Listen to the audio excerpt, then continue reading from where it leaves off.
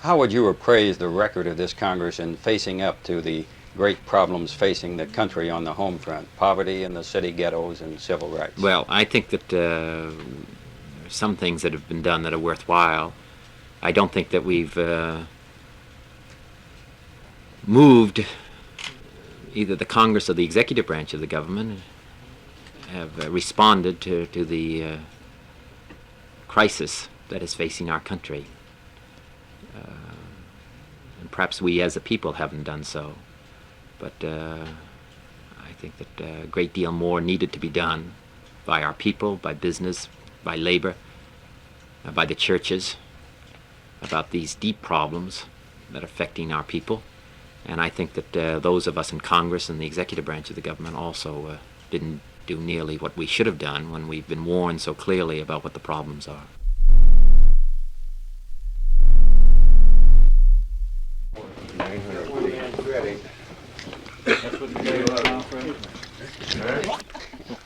I thought you had this on a question period. Oh, yes. It'll be Q&A, Will.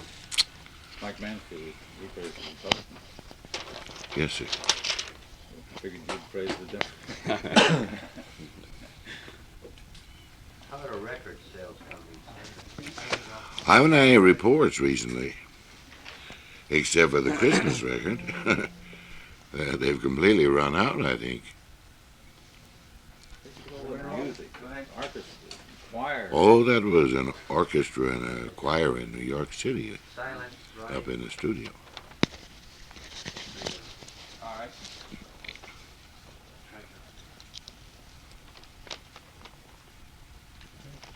Senator, how would you characterize this session of Congress? Frankly, I thought it was rather impressive, notwithstanding the fact that you can get contrary comment in a good many quarters. But I think it was quite impressive, first from the standpoint of what was achieved, and secondly from the standpoint of what was not achieved, and third from the standpoint of how the Congress in both branches has undertaken to retrieve its constitutional place in our scheme of government. There's no particular point in running down the various items that have been disposed because it covers quite a multitude of things, both of major and of secondary significance. But when I say it was impressive from the standpoint of what was not achieved, I'm thinking in... Do we start over? Yeah. Or do we? Would you like to start over, maybe? I don't know where that came from.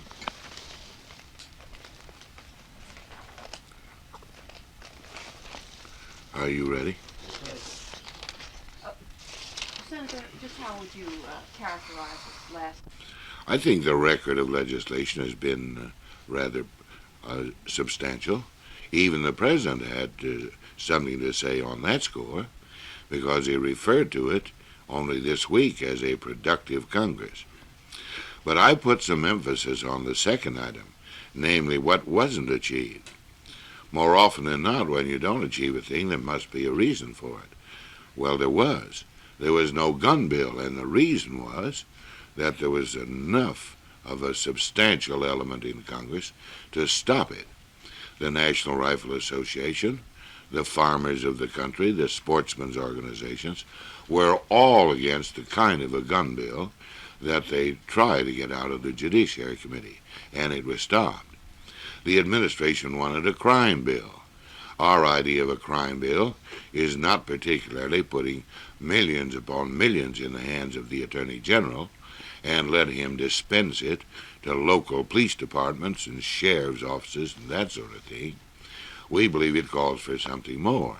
And in the bill that the Subcommittee of Judiciary has timbered up, it includes wiretapping. We deal with a so-called Mallory rule. We deal with a Miranda case because we believe those decisions by the High Tribunal have a real deterrent effect upon law enforcement in the country. and we think we're going to have to deal with those decisions. Well, those are the reasons why there was no crime bill. There will be next year, but it will be the Congress that shapes it and writes it, and it will, in every sense, be a crime bill that will be feasible and viable and will be very effective. Now, finally, you can always find a Congress impressive in the field of intangibles. And I mentioned that they're retrieving their grips with the bureaucracy. There's been too much legislation in which powers have been delegated, and then in interpreting those powers and writing rules and regulations, the intent and purpose of the Congress has often been misapplied or in some misguided fashion has not been carried out. I think, in fact, it's been very impressive in that sense. And then I've mentioned on other occasions, it's come to grip with the moral problem that when I say moral problem, I use the word in its broadest sense, meaning the principles underlying human conduct. The House dealt with the Powell case, and the Senate dealt with the Dodd case. And probably it's the first time in a long, long time that the Congress came to grips with problems of that nature. So generally speaking, I think it's been impressive. Now, while I have a chance, I ought to say a word or two about the members of the Senate particularly, because that's where my familiarity lies. I do want to salute the distinguished majority leader from Montana, Senator Mansfield. He has been so gracious, he has been so tolerant, he has been so abiding, and there is an amazing humility about Mike Mansfield, and he is so easy to work with, and I've found him to be very, very agreeable. We obviously have to consult frequently in his office or in my office on the conduct of the legislative schedule, what comes and what doesn't, and always he's been very agreeable. And I can remember no tiff of any kind that we have ever had. I can salute a great many members, in fact all members, on the other side. If they have differed with me, of course that's only a testimony to the greatness of this country, because here we have freedom of expression. A person who has a conviction contrary to that of anybody else can utter it freely, so long as it isn't treasonable and so long as it's decorous. But with those limitations, he can express himself on any subject under the sun. Look at the pathetic situation in Greece today, where the king has to flee from Athens to some town a little ways north of there, and then to broadcast a statement and ask the people to rise against the military junta, and then to have the leader of that junta fairly castigate the king and his mother. That's a strange state of affairs. We can do it in a spirit of amity and equanimity and always preserve our balance while we have our disagreements. And so we can always disagree. And in so doing, I think we very properly are careful not to let dissent go to the point of resistance to the existing law of our country, as some would have us do because of some questions that have arisen in recent times. But I salute everyone for bringing to this deliberative body the best that he could offer. Senator, there are signs that President Johnson is going to run for re-election by attacking the Republican record of opposition in this Congress to his proposals. Do you think he can sell this thought to the voters? Well, I noticed that a few days after that speech was delivered, that he has become just a little more tolerant, shall I say, a little more humble, because I noticed some headlines in the newspapers that are quite in contradistinction to the alleged spirit of the speech that he made in Miami. But we'll have some answers, And maybe this is a good time now to get a little advertising for it. Oh, well, he did not provide the opportunity. The networks did that, and I ought to utter my thanks and appreciation now, because when we requested this time, they were all very prompt in responding immediately. Senator, Republicans are generally more enthusiastic in appraising the record of this Congress than Democrats. You used the word impressive, and Jerry Ford used Appropriation bill. In 22 years, we've appropriated over $140 billion for that purpose. Well, the time has come to look and listen a little bit, and my fellow Republicans share my viewpoint in that respect. So this year, they came up with the smallest amount in the history of our foreign aid program. And as a result, the Senate had to back down when it tried to increase the amount that the House proposed by something over $500 million. And even on the shank of adjournment, the House sent that conference report back, and so they had to give it another look-see and modify it somewhat in order to get it enacted. Now, I hope the House will approve it, and the Senate will approve it, and that eases the way for adjournment sine die. Senator Mansfield said earlier today that he thought there should be either a break in the congressional session around midsummer so the members of Congress can go back and talk to their constituents and get new ideas, or the session should finish earlier. What do you think about this? Well, the session should finish earlier. On that point, I don't believe there is any disagreement whatsoever. But how to contrive it? Now, there are advantages and disadvantages to some kind of a break in mid-year. That's partly due, I think, to the difficulty of meeting the needs of state laws with respect to elections and primaries. You have the problem of the wives of younger members taking the children out of school, going back home and leaving the member in Washington. And then, too, the longer the session lasts, the more difficult it is for him to get back home and mend a few fences. When all is said and done, when a person is away from his constituents for a long time, and obviously they like to see him, and of course he likes to see them, there you have some difficulty. Now, when you break a pattern of continuity in the legislative field, you're rather cold, so to speak, when you come back. To be sure, committees could be working if members wanted to stay. Or there may be unresolved matters on the Senate calendar, in which event you can take up at that point. But still, it's a brand new approach, having been back home.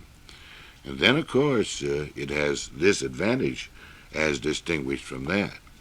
You get a fresh viewpoint from consulting with your people back home. What do they think? What is actually the State of the Union? Because the State of the Union is a mood. It can't be anything else. And that mood has to come out of the minds of those who are the kings and queens in our government. We have no king or queen other than the people. But because we have a representative democracy, it's for them to select their spokesman at all levels of government, whether it's a police magistrate or a city commissioner or a United States senator or a president. And so we, as the people's servants, go back and consult with the kings and queens before they exercise their sovereignty at the next election day. And that adds up to something quite wholesome in our scheme of things. Senator, would you look ahead a little bit into 1968? What kind of a year it's going to be, and what are some of the urgent needs? Well, I've been looking ahead now for a third of a century around here in both House and Senate. And I find that it's quite the same. What is that old French cliche? The more it changes, the more it's the same thing. La même chose, I think they call it. And that's the way it is here. Things are different in degree, slightly different in character. But if you look for a moment, we'll be wrestling again with a crime bill, with appropriation bills, probably with an anti-riot bill, which did not get on the books because action couldn't be completed, and other things. I find over the years that so much legislation is simply a mandatory of what is already on the statute books. I've said so often when new members come to the Senate and they ask for advice and they say, what shall I do? I say, if you can find a good digest of major legislation, such as housing or civil rights or any other field, try to see what was done in former sessions of the Congress. Fortify yourself a little with some background, because surely in the course of the session, bills will be introduced to amend what is already there. And so it gives them a better perspective if they have that knowledge. Well, that's the most I think you can say looking down the road. Senator, do you sense any reluctance on the part of the members of Congress about going home to talk to their constituents? Oh, definitely not. Why, it would be strange indeed if a person didn't want to go home, didn't like to go home. Maybe they'll ask Well, they you might a think he was antisocial. My quarrel is that I'm a captive here most of the time. That office is just full of people all day long, and I have to see people not only from the 50 states of the Union, but from foreign countries. And there's a steady tattoo of ambassadors who come to my office, and then, of course, the administrative heads and the executive branch. But if I could disengage myself from the work here a little more than I can, I would be delighted to go back home. Don't people ask rather embarrassing questions sometimes about the war in Vietnam and inflation No, and that no sort of question thing? is embarrassing. You either have a conviction or you don't. You have some background or you don't. If you don't, it's your own fault. And it's too bad for you if you can't make some response. Why, I don't know how many times people have come to me walking along the street and come up and say, I want to know what you did about the farm problem. And I don't want you to go looking in the books to give me an answer. I want an answer right now. Senator, you say this Congress has rebelled. Has this been a rebellion against Lyndon Johnson? I don't think so particularly. To read the prints and to listen to the commentators, you might get that opinion. But I think it was far more fundamental than that. I think the Congress just looked back over the years and said, well, look, we've lost our prestige a little, and why? Well, we haven't asserted ourselves. We haven't been as aggressive as we should. We haven't evaluated all these demands that have come from the executive branch. And it's high time that we do it, and do it rather carefully, and do it skillfully. And that's exactly what they've done. Look at what they've done in the field of curtailment of expenditure. That's hard and searching analytical work that has to be done. But the House has done a notable job in that respect. But by reasserting its own powers, hasn't Congress diminished the powers of Mr. Johnson? It's not a question of diminishing the powers, so long as you don't invade or intrude upon the proper constitutional powers of the chief executive. It's no accident that Article 1 of the Constitution of the United States deals not with the judicial, not with the executive, but with the legislative branch. And President Monroe pointed it out. He says the legislative branch is the core of government. It's the important segment of government, the most important segment. That's why it was put first. And so they're just asserting the powers that are there, and they should. Mr. Dirksen, some members wanted you to assert more independence. feel that you're a little too close to the president. Do you think that's warranted of them to say that? I am not responsible for those opinions. I only know that I've known the president, man and boy, for a third of a century, from the time when he was a doorkeeper in the House of Representatives. And what was only a passing acquaintanceship ripened into a deep friendship as we became opposite leaders in the Senate. And we fought, bled, and died plenty in those days. And we still do. I don't demean him. Maybe there are some who think I ought to call him a name. Long since I've discovered that you don't get anywhere by calling names or getting tart and testy about it. That isn't the way that issues are resolved. Certainly they're not resolved durably and well, I would say. Will it affect your friendship for the president if he pins a do-nothing label on this Congress as he hits the campaign trail? Why should he? That's wholly in the political field, but I know of no reason why that should fracture a friendship. I think I ought to feel honored if the president calls me and says, I'd like to see you, I'd like to consult with you. Why, I think that's in the best tradition for a president of the other party to consult with the loyal opposition.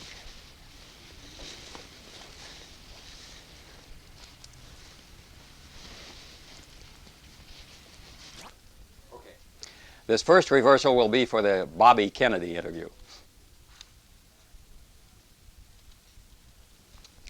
Senator, how would you appraise the record of this Congress in facing up to the great problems of the country on the home front, poverty in the city ghettos and civil rights?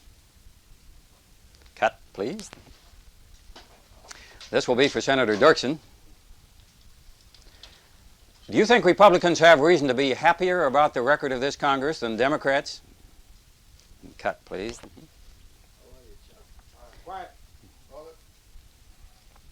You say this Congress has rebelled. Has this been a rebellion against President Johnson? And if you'll cut.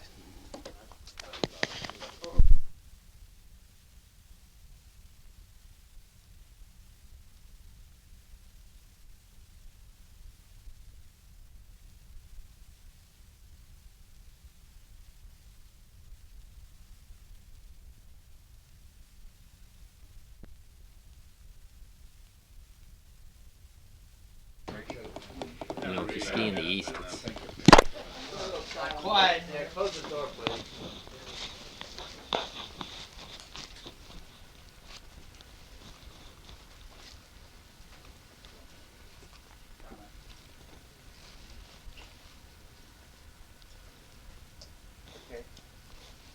I think that if we had had some more time, that there would have been greater understanding about the legislation. I think the Social Security payments should have been higher. I don't think a minimum of $55 a month is satisfactory, and I don't think an increase of 13% is satisfactory. That is hardly keeps up with the increase in the cost of living over the period of the last 10 years.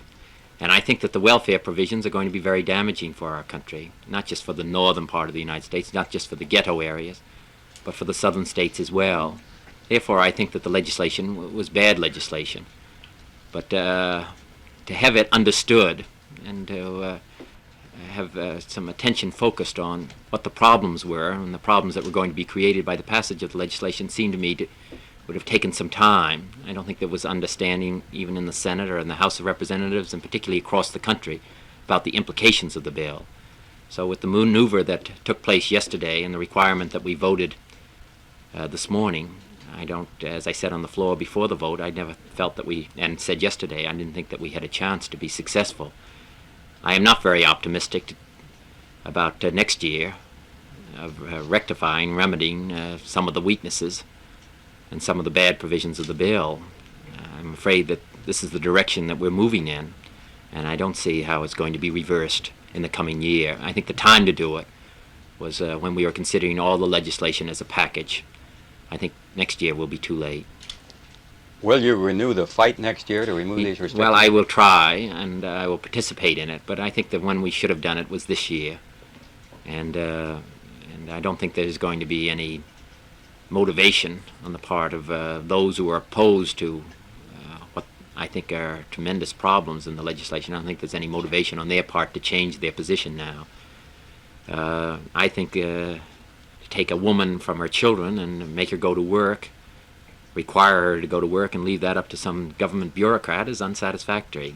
Make her leave her minor children, go to work and cleaning a courthouse or whatever she might be doing for just a pittance is unsatisfactory. I think that the limitation on the aid to dependent children is going to create tremendous problems.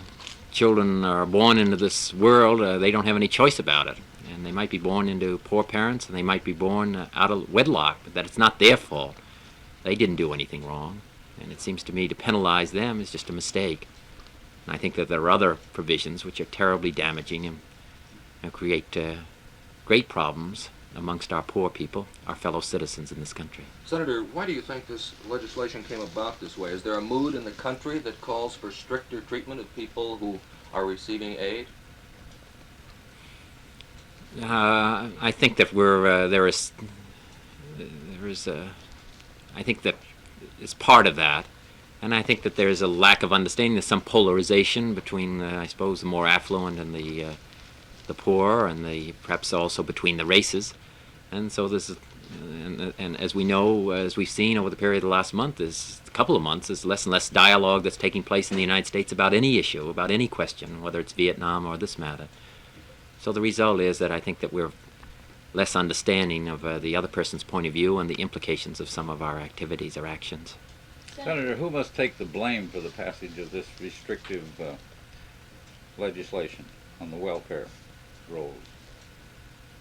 Well, I don't know that it helps very much or is very beneficial to try to fix the blame. I was thinking of the voting people. How will they vote? Oh, I'm sorry, I didn't understand it. Excuse me. Can you start again? Senator, what will be the reflection of the passage of this Social Security measure at the polls? Well, it seems to me that, as I said this morning, at least for a period of time, people will understand it as the greatest Social Security measure in a decade, or several decades, which is going to bring these benefits to our elderly citizens. That's the easy way to describe the legislation. It'll take a while for the other provisions to sink in. So I think that for some of my colleagues, such as Senator Fred Harris, Senator Lee Metcalf, and a number of others, it took great political courage to vote against the legislation. For the country as a whole, it's damaging, and it was easier for me because I come from a larger state, and these problems are going to be more acute. But for some of the other of my colleagues, I think it took great courage. But I think that they remembered themselves as United States senators, not just senators representing their particular states. And I think that the damage is to the country as a whole, not to any particular area or any particular state. Senator, have you received any As we were saying on the floor of the Senate, excuse me, but as we were saying on the floor of the Senate, a lot of people will be spending the next 10 years trying to explain why they voted against a Social Security increase. I think that's unfortunate, and I think that if we had had enough time, people would understand that it wasn't sufficient, it wasn't enough, and there are other provisions which are damaging. Excuse me. Senator, have you received any indication from the President that he agrees with you on these welfare restrictions and that next year he will, make a major effort to reverse what's happened? I think he'd really have to speak for himself. I know that some of my associates have had some conversations with the White House and with the Department of Health, Education, and Welfare, but I have not personally. Senator, I expect there's a change in mood in the country. And I think that Congress and the executive branch of the government is responding to that somewhat. But nevertheless, it seems to me we have a particular responsibility to know what the implications of know what really is occurring here in the country and respond to it and give some leadership. And I think we've, all of us have failed to do that You adequately. think the next half of this Congress will be much like this one then? Yes. Would you call the overall record of this Congress good, bad, or... Oh, I don't want to characterize it. I think I've described it. I don't think there's anything I can add particularly. Can I go? Bye.